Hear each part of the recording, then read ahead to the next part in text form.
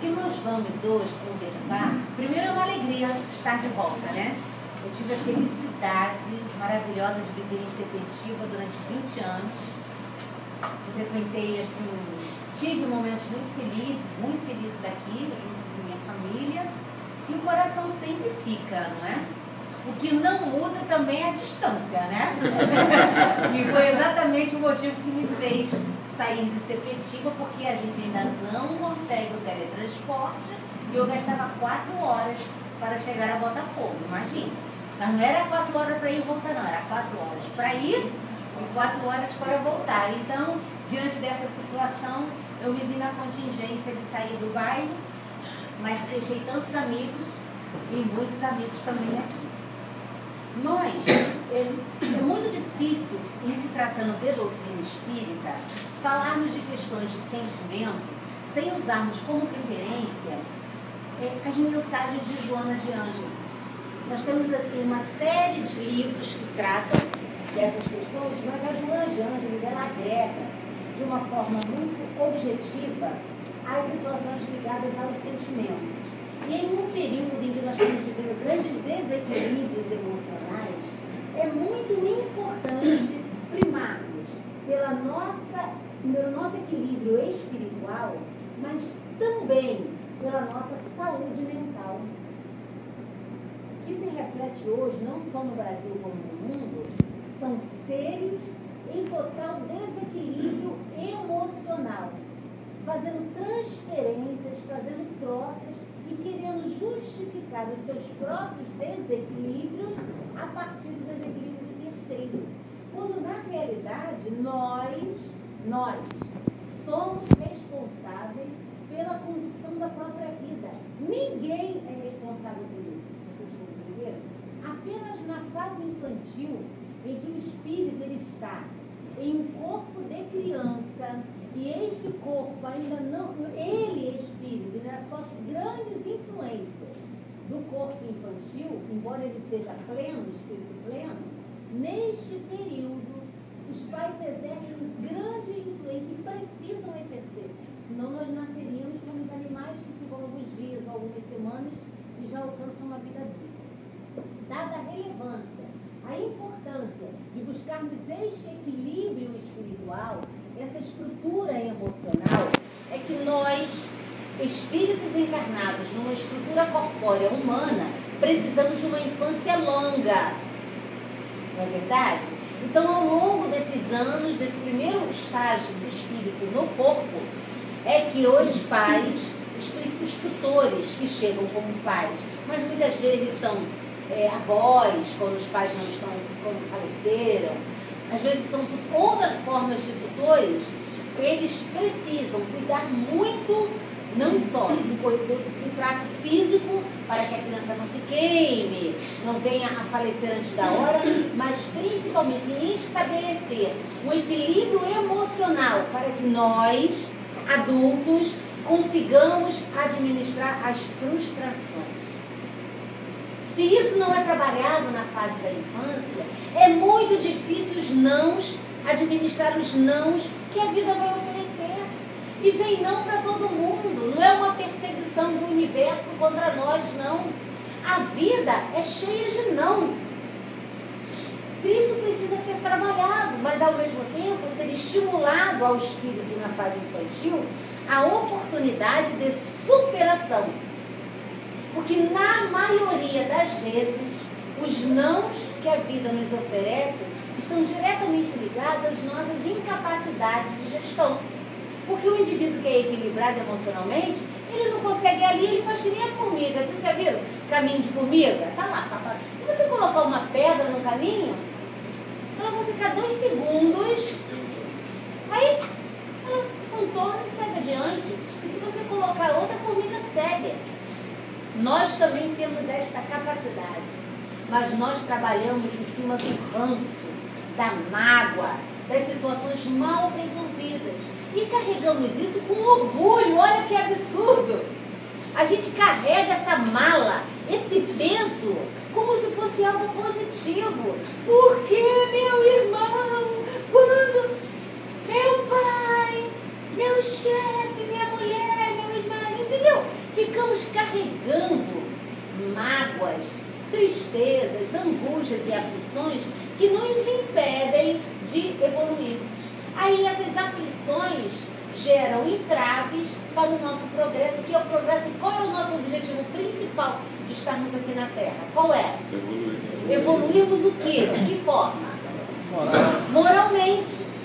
Então nós vamos trabalhar assim, a partir desse texto do livro Vida, Desafios e Soluções. O legal é isso, tem muito desafio, mas também para tudo tem solução. E a solução está dentro da gente. Ninguém vai encontrar solução no outro. Esta casa espírita, se não quiser, não me convidem mais, tá? Não vai resolver problema de ninguém. Falei, gente, agora, o que eu faço? Não vai. Se vocês chegaram aqui para que o Akrish resolva as situações de vocês, esqueçam, nem voltem. Que não vai resolver. A instituição religiosa, não só a instituição espírita, como todas as outras, e aquelas que dizem que vão resolver, é mentira, que não resolve. Nenhuma religião resolve, nada de ninguém. O que a religião faz é exatamente dar elementos espirituais, já que é uma casa religiosa. Se fosse um psicólogo, daria elementos da psicologia. Se fosse um médico, daria elementos da medicina. Nós estamos falando de casa religiosa. Então a gente trata a alma. Então na instituição religiosa, todos nós, inclusive eu, que tenho tantas dificuldades como todos vocês, nós vamos receber referências positivas que vão nos ajudar a tomar decisões melhores. Mas a decisão é nossa. Não adianta vocês chegarem, se lamuriarem, fazer aquele post imenso no Facebook dizendo que está sofrendo, que hoje em dia, né, todo mundo acha que o Facebook é... Não adianta chegar aqui no atendimento fraterno, ficar falando, se lamuriando. As ferramentas estão sendo oferecidas. O tratamento espiritual também não cura. O que cura é a nossa mudança interior diante do tratamento que está sendo feito. Aí eu vou me transformando e vou mostrando àqueles que coordenam a minha vida, que conduzem a minha vida reencarnatória, e vai sendo avaliado se eu estou tendo uma postura meritória para que aquilo que estava programado em outra encarnação, ou aquilo que eu contraí nesta existência, os problemas podem vir de outra existência, mas como podem ser desta mesmo, aí diante desta conta, o que o grupo espiritual desta instituição, como de outra instituição espiritual avalia, é se nós estamos aptos ao processo da cura. Porque eu tenho que querer a cura. E a minha cura se dá a partir da minha transformação. Então vocês vão frequentar 10 anos o Akrish e muita gente não vai resolver nada. Por quê? Porque estão aqui de uma forma mecânica. Agora, esta transformação, ela é lenta. Pode ou não ser dolorosa. Vocês compreenderam? Pode ou não. Mas é possível termos uma busca do equilíbrio, tirarmos as nossas aflições, as nossas angústias, de uma forma o quê? Tranquila, a partir do sistema de erros e acertos. Não é assim que a gente faz na vida? Errou, percebeu que errou, não erra mais. Viu que o outro errou e não deu certo, eu não erro, nem precisa errar para saber. E nós vamos criando esses elementos de observação que irão nos facilitar a tomar decisões adequadas a quem quer ser um espírito melhor. Simples, né? Falando assim parece tão fácil, né? Se fosse tão fácil, a gente só reencarnaria uma única vez. Mas a espiritualidade tanto compreende a complexidade da situação que nos dá inúmeras oportunidades. O que nós pudermos é acertarmos o melhor nesta vida e não contrairmos mais desequilíbrios. Mas ninguém cria problema pra gente, ninguém impõe sofrimento pra gente. Porque tudo está aqui. Como falou na página inicial, é o controle mental que abre ou fecha portas. Mas, como eu não sou Joana de Ângeles, vou ler a referência aqui e nós vamos juntos avaliarmos. Frustração Frustrações e dependências. Olha que situação. Por que é importante nós falarmos? Porque nós nos frustramos muito. Nós criamos expectativas a partir de referências que são inatingíveis no momento. Referências internas e referências externas. E é claro que nessa trajetória de evolução espiritual, as nossas metas reencarnatórias, elas foram planejadas para serem vencidas.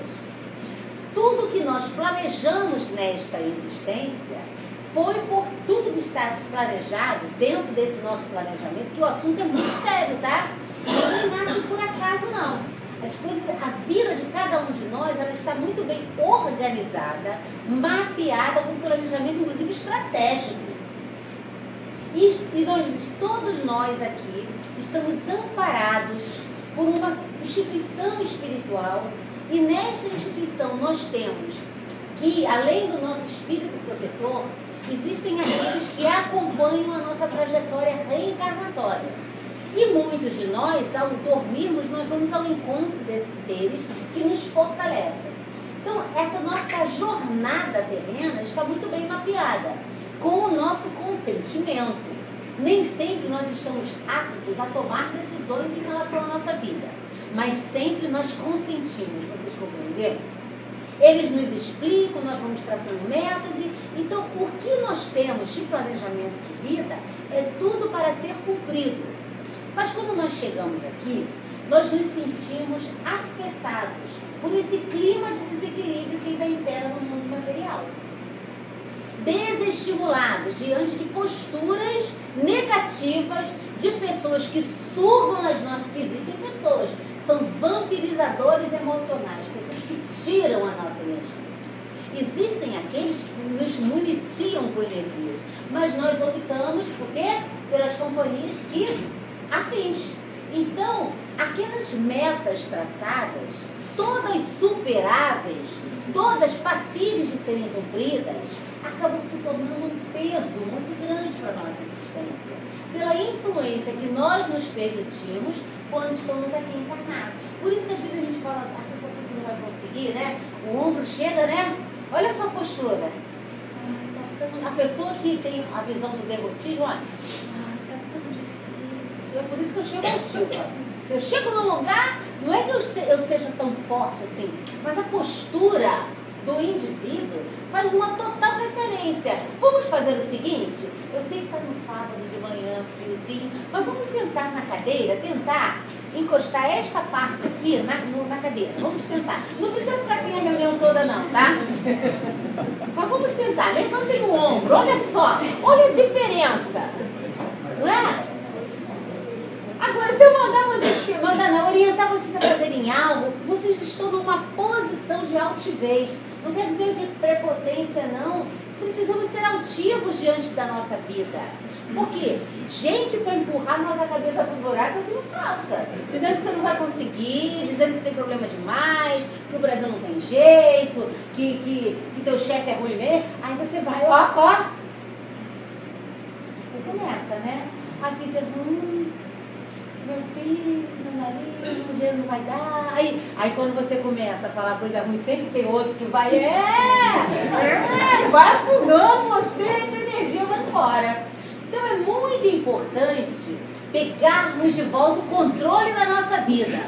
Quando vocês sentirem que está difícil, bota a roupa do poder, o sapato do poder, né? Mulher tem isso, né? Bota aquele salto alto, né? Porque é importante.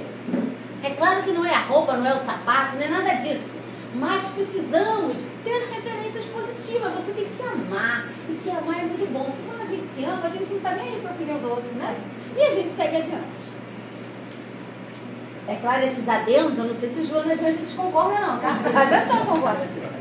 Frustrações e dependências. O indivíduo está sempre no momento presente. Vamos dar uma parada. Se nós pudéssemos parar o tempo num framezinho de um filme, nós estamos sempre no presente. Isso que eu acabei de falar agora já é o quê? Passado. Então, a todo momento é este o instante da nossa vida. Não vai ser quando meu ex-marido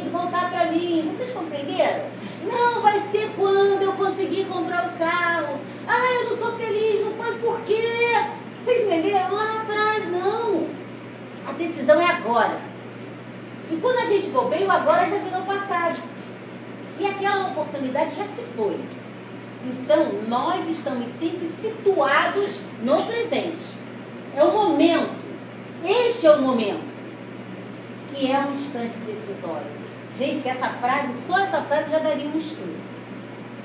Porque é surpreendente o quando a cada segundo de vida a gente pode mudar o rumo da nossa vida.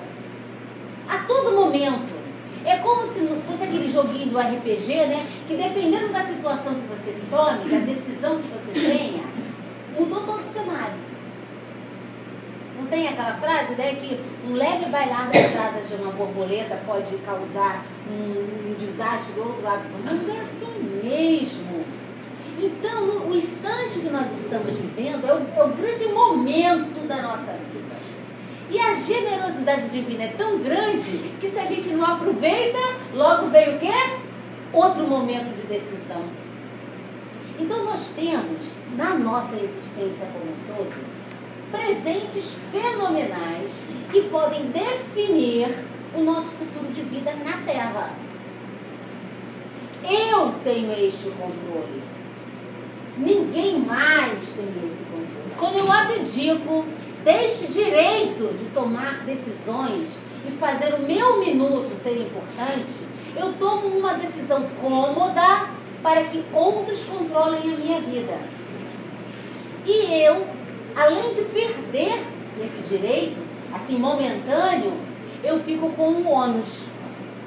Porque se eu faço algo que alguém determinou, na realidade quem quis fazer foi quem? Fui eu mesma. Porque a pessoa não tem o poder de mandar em nós. Ninguém tem o poder de mandar na gente. Ninguém. Então, se eu abandonei a faculdade porque alguém quis, se eu deixei de entrar na faculdade, se eu abortei, se eu isso, seja o que for, é uma decisão minha, independente das circunstâncias externas. É claro que todas as pessoas exercem interinfluência. Eu influencio e vocês não influenciam. Mas o momento decisório, ele é único. E esta decisão é minha. Mesmo que a minha decisão seja não tomar decisão. Vocês compreenderam? É uma decisão. Então, se eu passo a vida inteira ouvindo, não, eu não vou porque meu marido não quer. Ah, eu não vou por causa disso. Ah, eu fiz isso por... Não, você fez porque você tomou esta decisão. É importante isso. Quando você traz para si a responsabilidade pelos seus atos, você começa a perceber que os seus momentos felizes e os seus momentos de aflições estão ligados à maneira como você encara os momentos de sua vida. O passado, por isso mesmo, não pode servir de parâmetro, senão para aprender como não repetir os erros. Entenderam? Passado, passou. O que nós aprendemos com o passado que nós tivemos, inclusive com os nossos equívocos. A gente não pode esquecer os equívocos, porque se a gente esquece, o que acontece? A gente erra de novo. Não cair no próprio erro. Você erra de novo. Então, as situações precisam servir de lições para nós. Mesmo que sejam erros. Mascarar, botar uma venda nos olhos, fazer joguinho do contente, é infantilidade emocional. Então eu avalio, passou, mas eu não posso parar no passado. Porque o saudosismo é o excesso de passado. Você fica parado no momento, traumas. O que são traumas? Excesso de passado. Aquele momento foi traumatizante? Sim. Cada um de nós sabe o que traumatizou a si próprio. Mas é preciso buscar ajuda para libertarmos-nos deste ponto de aflição. Por que eu tenho medo disto? E buscar a causa. Não nos escondermos dos nossos medos. Porque a pessoa que se esconde no próprio medo, ela usa uma bengala para não avançar. Ela fala, não, eu não consigo. Consegue. Todo mundo consegue tudo. Basta o equilíbrio emocional e, se for algo técnico, basta o treino. Então, eu, por exemplo, me esforço muito em uma atividade que eu não aprendi. Mas eu me esforço. Eu entro no curso, um dia eu vou conseguir. E quando eu conseguir, eu vou me aperfeiçoar. mas eu preciso ter metas. Se eu prendo a minha vida no momento do meu passado, isso não me deixa, naquele aspecto que eu me prendi, avançar. Eu posso avançar em outras coisas, mas naquilo eu vou ficar sempre... Aí eu vou estar sempre... Sabe aquela pessoa? Você encontra com a pessoa resmunga. Daqui a pouquinho, quando você encontra 3 meses depois, ela não lembra que falou aquilo e está resmungando mesmo assim. E vai. Aquilo ali, ela vive uma prisão emocional. E ela se alimenta daquele problema. E daqui a uma encarnação, ela vai ter traumas em relação àquele assunto. Todos nós, somos seres em evolução. E a nós é permitido o erro. Então há pessoas que erram conosco. Sim. Sim. E nós também, isso pode causar certo desconforto e muitas vezes até raiva. Por quê? Porque nós somos iguais a ela. Se fôssemos diferentes, nós entenderíamos que a pessoa tem o direito de errar. E não exigiríamos o perdão, o pedido do perdão. Por quê? Quando alguém erra conosco, isso é um problema de quem? De quem é o problema?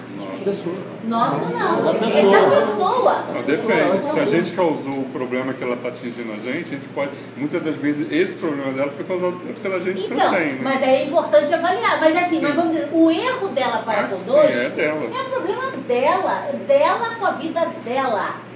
A maneira como eu administro com esse impacto dessa situação na minha vida, é uma situação minha. Ninguém aqui também tem que ficar, não, a doutrina espírita fala, não, gente, é postura, é posicionamento. Se você não gostou de algo que a pessoa lhe fez, você precisa se posicionar para a pessoa, porque às vezes a pessoa é sem noção mesmo, sabe como é? E às vezes a pessoa é ruim mesmo. Você precisa ter um posicionamento. O que você não precisa é parar naquele segundo que a pessoa te fez mal. Então é importante falar. Talvez não seja no momento em que a pessoa te fez o mal, porque você às vezes está de sangue quente, vai falar bobagem, você espera a situação. Vira um raciocínio equilibrado e você posiciona-se para mostrar que você não gostou. Ou às vezes você acha melhor ficar quieto, mas tudo é o quê? Decisão. A maneira como nós vamos reagir é tudo uma decisão interna.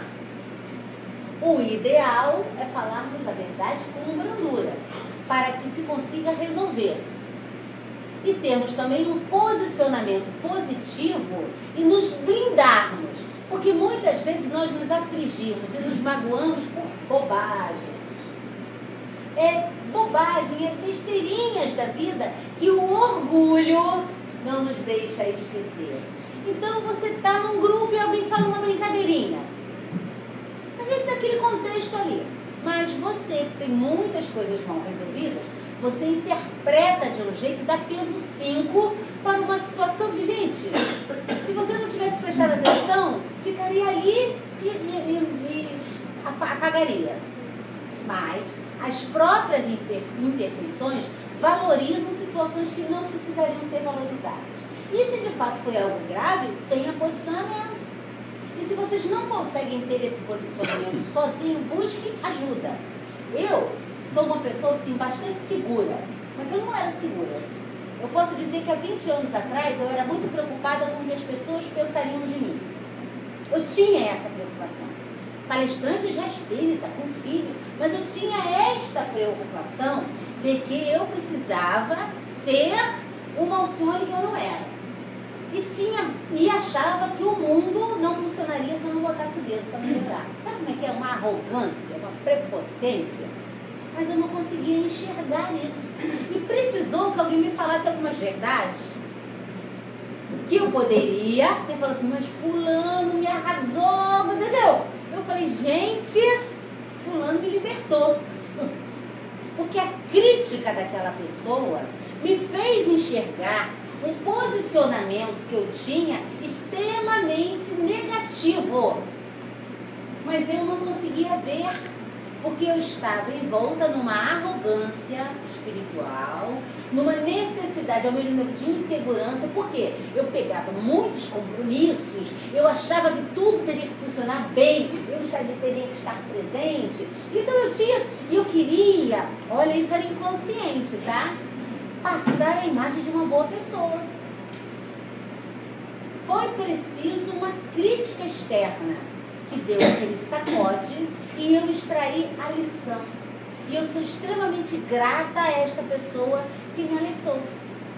Então, às vezes, as situações negativas, aparentemente negativas, elas trazem verdadeiros ensinamentos para a nossa progressão espiritual. E aquilo que é um problema deixa de ser um problema. Então, o passado, por isso mesmo, não pode servir de parâmetro. Nada existe, senão para aprender como não repetir, pois é irrecuperável. O que passou, passou. Vocês compreenderam? A gente não volta ao passado. Embora o passado esteja registrado em matérias espirituais, né, que a gente sabe que os espíritos, eles vasculham nossos arquivos no passado. Mas aí você não muda o passado, mas você pode reparar o passado. E boa parte das nossas aflições e boa parte das nossas decepções estão ligadas a expectativas que nós tivemos que eram inalcançáveis, inatingíveis. Como eu estava falando, a vida nossa toda tem esse planejamento. Mas muitas vezes eu quero ser aquilo que eu não sou. Aí eu me visto de um avatar, numa persona que não corresponde à realidade. Como eu cometo erros, aquilo me frustra. E como eu deposito no outro um poder decisório, uma importância maior do que a mim mesmo, eu também me decepciono com os outros. Então vocês querem ver o que acontece muito? Vou dar um exemplo da casa espírita, já que nós estamos aqui. Todos aqui têm imperfeições. Mas eu preciso ter uma referência positiva para me guiar. Eu não quero Jesus, que é uma referência positiva. Eu busco alguém na casa espírita. Aí eu busco Nelma, estou dando um exemplo, tá, Nelma? Tá? Não é pessoal. Aí eu falo, nossa, a Nelma é uma trabalhadora maravilhosa, que eu queria ser como a Nelma. Aí eu começo a transferir comportamentos que eu deveria estar no esforço de buscar para mim mesma. Mas eu falo, mas eu não sou a Nelma. Tem gente que faz isso, mas eu não sou Divaldo. Eu não sou Chico Xavier. Você tá vendo? Ele é uma referência. Mas eu não sou Chico, né, gente? Eu erro, né? Aí você vai, mas Chico não pode errar. Minha irmã não pode errar. Fulano não pode errar, porque eles são as minhas referências. Aquilo que eu não sou, mas eu imponho e decido. Veja como nós fazemos a questão dos desequilíbrios emocionais. Eu decido que a Nelma não é. Só que a Nelma, coitadinha, tem os problemas que eu. Está lutando. Então ela vem aqui, como poderia ser ela, ele, seja quem for, vem aqui para vencer também os seus fantasmas, a luta dos seus demônios interiores. Porque todo mundo tem, gente. Não é porque fala bonitinho na casa espírita, não. Todo mundo está lutando para vencer as suas lutas emocionais e espirituais. Mas eu criei a minha referência. Ou seja, eu não sou nada daquilo que eu mas eu gostaria de ser, mas eu não quero vencer. Aí eu transfiro para o Salvador. Sabe como é que é? Eu transfiro para alguém que vai resolver tudo. Porque eu não quero. Porque se eu se eu quisesse, eu poderia. Eu não iria resolver tudo. Eu só faria o quê? A minha parte. Quando eu transfiro para alguém da casa espírita isto, e eu coloco numa posição de Deus, eu crio uma expectativa que só existe onde? Onde está essa expectativa? Na minha cabeça. Porque a Nelma não é nada disso. Gente, Chico Xavier levava bronca de Emmanuel, não é? E eu acho que de volta ele tem levado umas bronquinhas aí também da Joana. Entendeu? Por quê? Porque Divaldo, gente, é um ser em evolução. Ele comete erros. Sim, comete erros. Chico cometeu vários erros. Esses palestrantes que aí frequentam nos seminários, que vocês podem vir a ver, são seres humanos em evolução e talvez, diante da responsabilidade que eles têm, talvez seus erros sejam mais difíceis do que os nossos. Eles estejam com batalhas interiores muito mais difíceis. E eu faço muito mal quando eu endeuso a pessoa. Porque a pessoa, além de lutar com suas próprias dificuldades, ela ainda tem que vencer os perigos que a fama, que o endeusamento, vocês compreenderam? Levam junto. Aí um dia a gente pega a Nelma, a Alcione, o fulaninho fazendo algo que não deve. Que decepção. Né? Que decepção. Porque fulano errou. Gente, fulano errou, por que ele errou? Porque ele é um ser imperfeito, passível de erros, cheio de dificuldades como eu. Agora, por eu não querer ter o esforço, eu coloco na conta do outro a perfeição. Vocês entenderam? Isso são artimanhas psicológicas de autossabotagem que nós fazemos para conosco mesmo. É por isso que as pessoas nos decepcionam. É por isso que a esposa decepciona a gente. É por isso que o marido decepciona a gente. É por isso que o filho... Não, meu filho, você não me decepcionou, não. É por isso que os filhos decepcionam a gente. Eu criei meu filho, cria. Você está cheio de frustração, tá bom? Você queria ser médico, você queria ter isso, você queria... Mas você não conseguiu. Não conseguiu por quê? Não quis. Poderia ter tentado. Tem gente que entra para a faculdade aos 60 anos. Vocês compreenderam? Não tem que resolver seu problema porque não fez faculdade no filho. Né? Ah, eu queria saltar de asa delta. Mas eu não sou... Salta de asa delta. Não, cada um com seus problemas, não é assim? Mas se eu gero uma expectativa em cima de terceiros e aquele terceiro não cumpre metas que eu defini para eles, isso é um problema meu, não é do fulano. Ele não assumiu esse compromisso com você. Ele assumiu o compromisso perante a vida dele próprio. E pode ser que alguns compromissos que ele assumiu da vida dele estejam em comum acordo com os seus compromissos de vida. Vocês compreenderam? Mas se ele erra, ele tem uma parcela de responsabilidade. Agora, se eu, a partir do erro daquela pessoa, crio outros problemas, essa é a minha parcela. Por isso que existe o perdão, não é? Para isso que precisa ter o esquecimento. Existem ferramentas emocionais que nos ajudam a nos libertarmos de quando alguém comete o erro para conosco. Parece que eu estou devolvendo para vocês a situação, não é? Mas é verdade. É da gente. Eu não tenho o direito de apontar o outro como as aflições que eu tenho.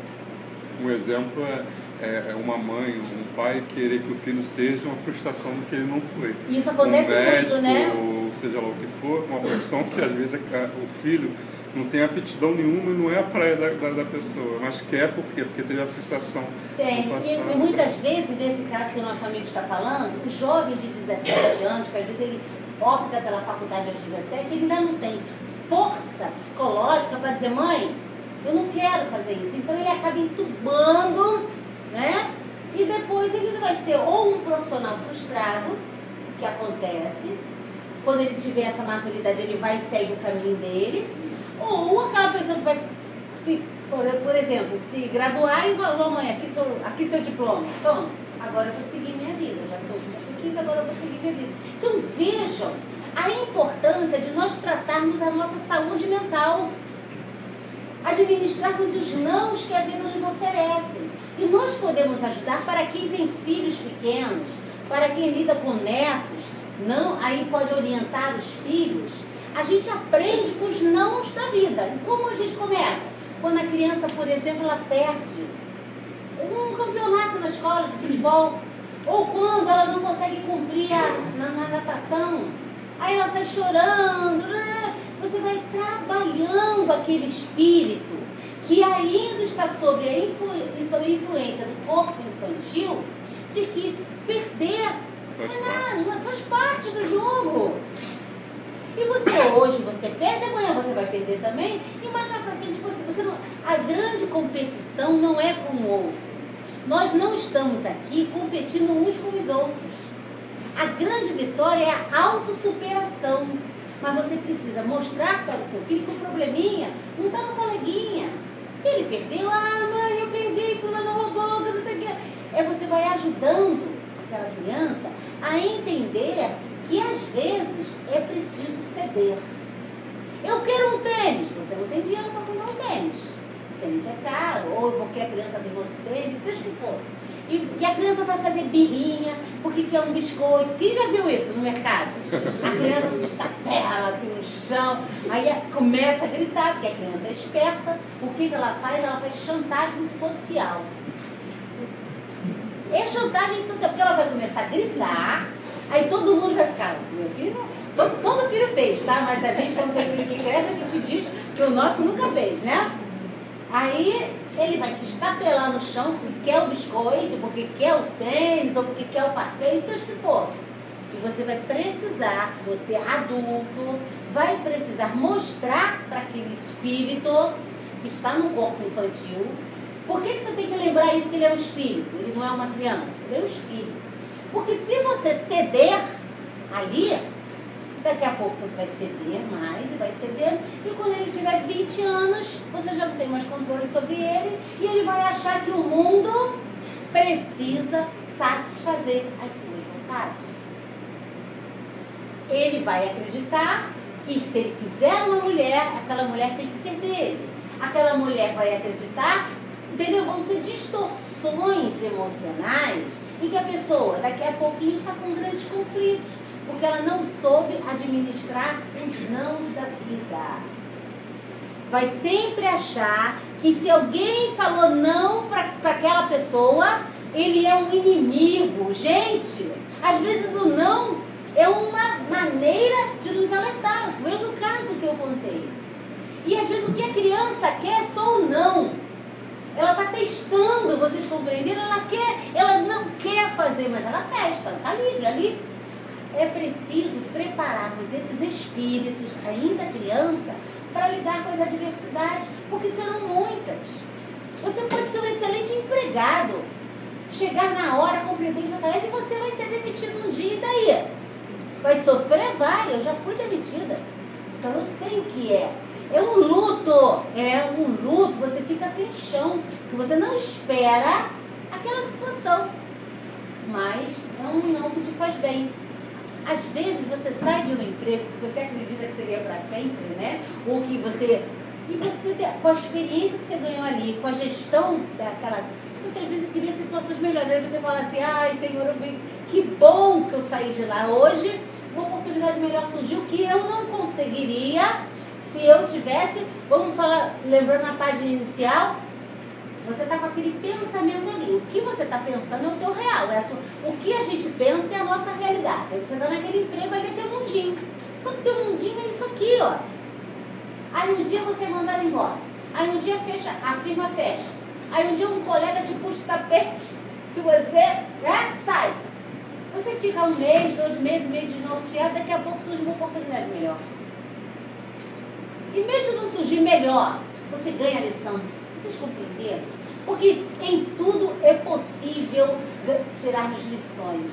Porque o emprego é transitório, mas as lições são para sempre. Pensemos assim, as aflições são muitas que acontecem. E as frustrações também.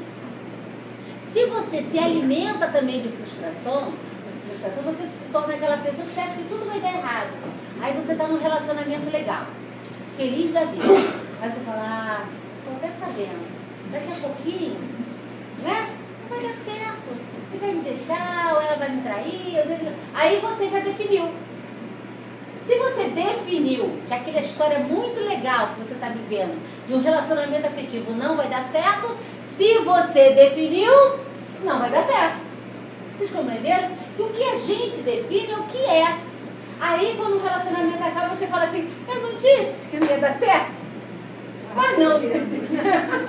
Gente, foi você que definiu isso.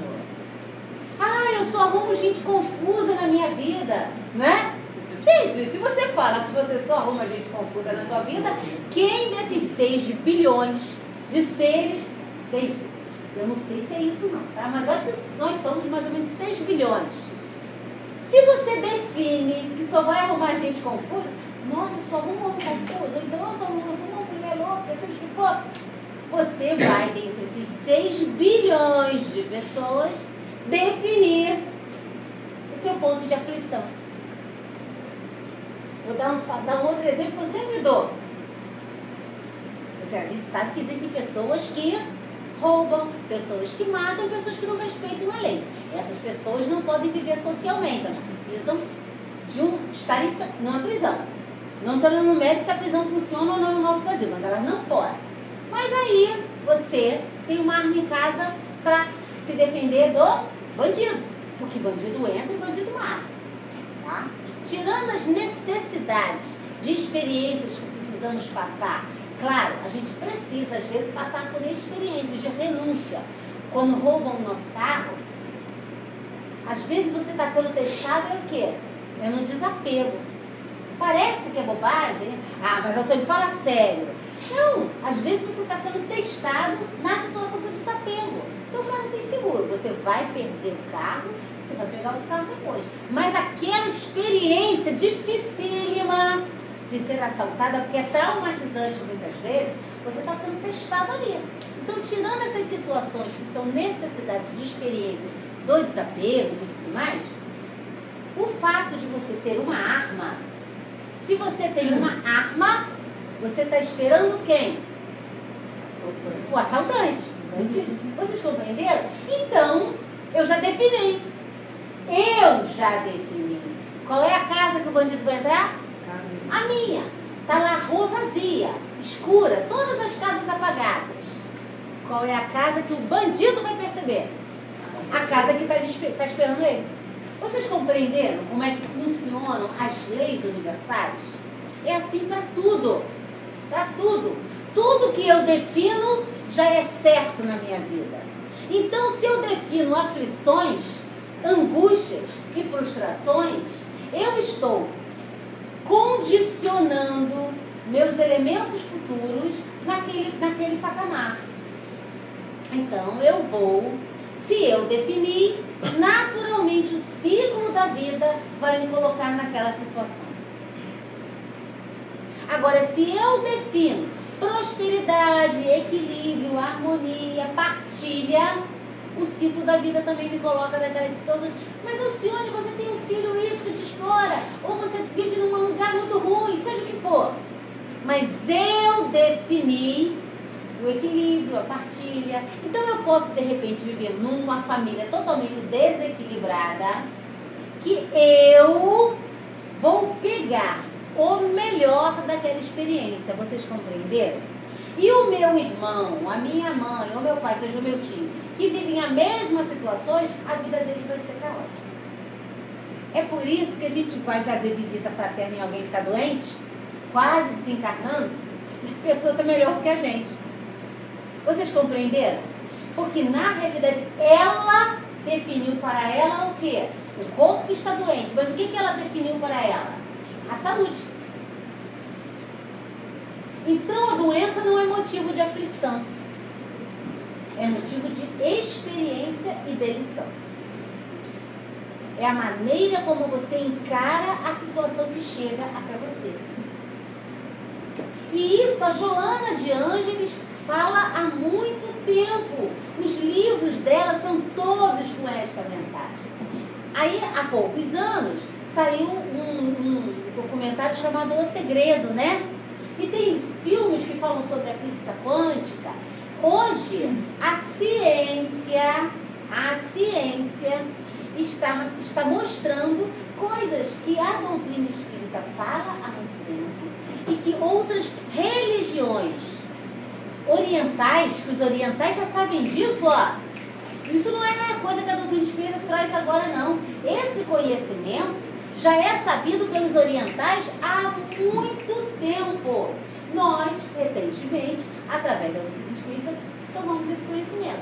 E agora, basta vocês procurarem tutoriais na internet que vocês vão ver, inclusive, exercícios para se mudar a frequência mental. Porque isso não é espiritual, vocês compreenderam? Eu não estou falando de espiritualidade, não. Eu estou falando de questões de física quântica. É o poder do pensamento. É o poder das nossas crenças. As nossas crenças, elas podem ser limitantes ou elas podem ser crenças impulsionadoras. O que eu creio é o que vai ser. E as nossas crenças limitantes não nos deixam avançar, porque eu estou em cima de traumas, de problemas, de situações que congelaram aquela situação no meu ser espiritual, que não me deixam seguir. E muitas vezes isso fica várias encarnações. Existe um livro chamado Nas Voragens do Pecado. Vocês já leram? Alguém já leu esse livro? Nossa, é uma trilogia fenomenal. Eu já li 3 vezes.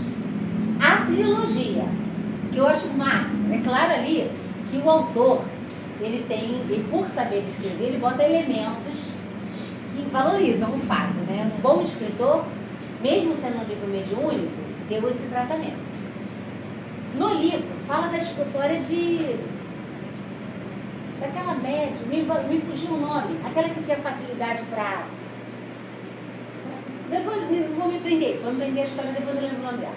Conta a história de uma sobrevivente de um massacre. Eu não vou fazer spoiler, né? Para vocês depois lerem. Ivone da Amaral Pereira, isso mesmo, obrigada.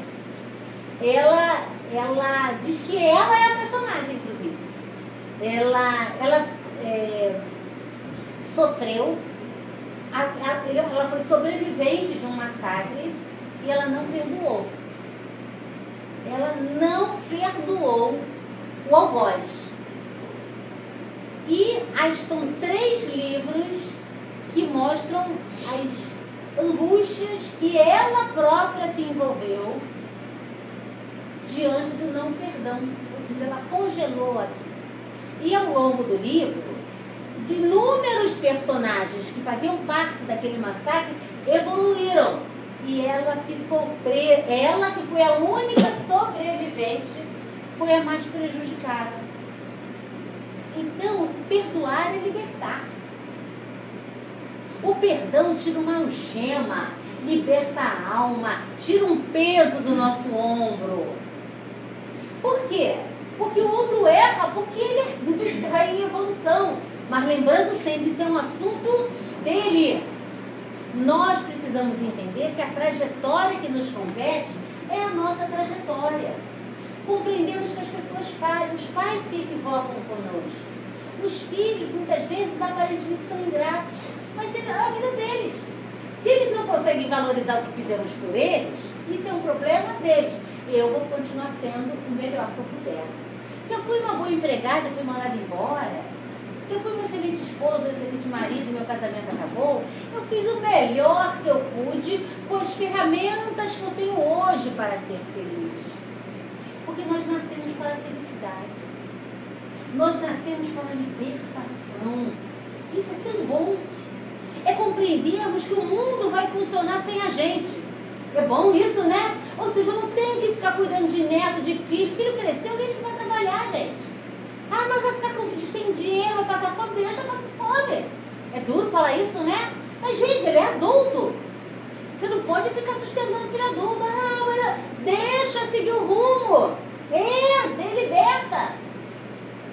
Vamos cuidar da nossa saúde mental, nossa saúde espiritual.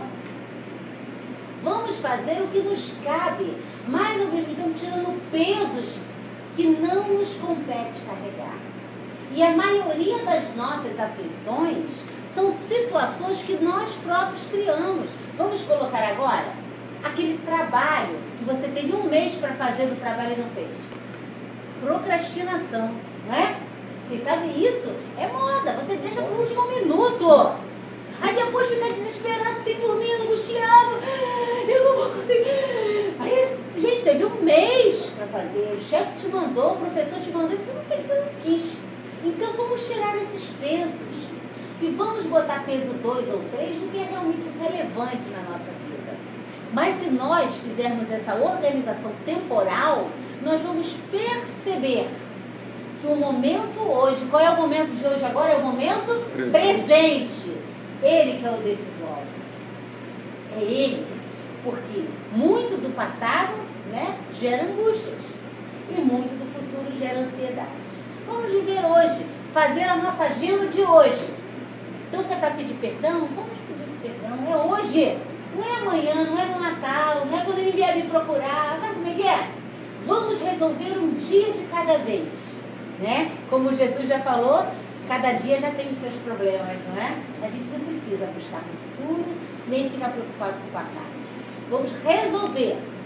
O nosso hoje, ele é o momento mais importante. E a partir desta solução, as nossas vidas ficarão muito menos aflitivas, muito menos angustiantes. As decepções não existirão. Porque eu vou entender que o outro só dá o que pode. O outro só dá o que tem. Como ele vai ser diferente se ele não é diferente? Porque eu quero que ele seja diferente? Não. Agora, eu posso me exigir. Aí eu vou procurar ser o meu melhor dentro de um equilíbrio a cada dia. Gente, eu não sei, eu não consegui falar, eu só consegui falar três frases do texto de Joana. Mas tenham o hábito de procurar a leitura de Joana de Ângeles. Ela nos ajuda a manter uma paz interior, que seja uma leitura complementar às obras básicas. A Joana, há muito tempo, ela fala do que hoje, né, os cientistas da física quântica estão trazendo para nós, do que os psicólogos nos seus consultórios trazem para nós. Então é uma leitura saudável, que vai nos ajudar a termos uma vida emocionalmente saudável e também buscarmos a nossa saúde e equilíbrio mental. Pode falar.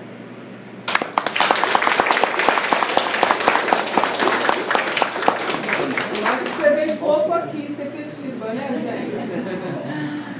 Você pode fazer a prece da gente? Não? Obrigada.